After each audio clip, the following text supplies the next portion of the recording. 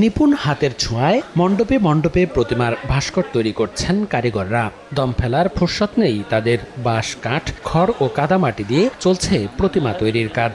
মহাভারত, রামায়ণ, দাপর ও কলিযুগের পৌরাণিক কাহিনী অবলম্বনে প্রতিমা তৈরি করছেন তারা। এবার জেলায় সবচেয়ে বেশি প্রতিমা নিয়ে মণ্ডপ তৈরি হচ্ছে চিতলমারী উপজেলার চরবানিয়ারি পশ্চিমপাড়ার চণ্ডীভিটা সার্বজনীন দুর্গা মন্দিরে, যেখানে শোভা পাচ্ছে 151টি প্রতিমা। রামায়ণ থেকে, মহাভারত থেকে আমাদের এই প্রতিমাগুলো এগুলো সিলেক্ট করছি। এত বড় পূজা আগে কখনো হয়নি। এবার আমরা একটা উন্নত পর্যায়ের আনন্দটা উপভোগ করব।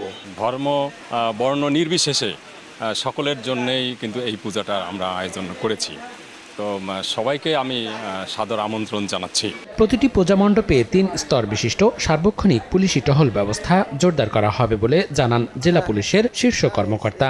আমরা নিয়মিত মনিটর করছি, আশা করছি কোনো সমস্যা হবে না, এবং যখন আমাদের ষষ্ঠী মাধ্যমে আমাদের শারদীয় দুর্গোৎসব শুরু হবে তখন আমাদের 3 স্তর বিশিষ্ট নিরাপত্তা ব্যবস্থা আছে। বাগেরহাটের 9 উপজেলায় 534টি মণ্ডপে দুর্গাপূজা অনুষ্ঠিত হবার কথা রয়েছে।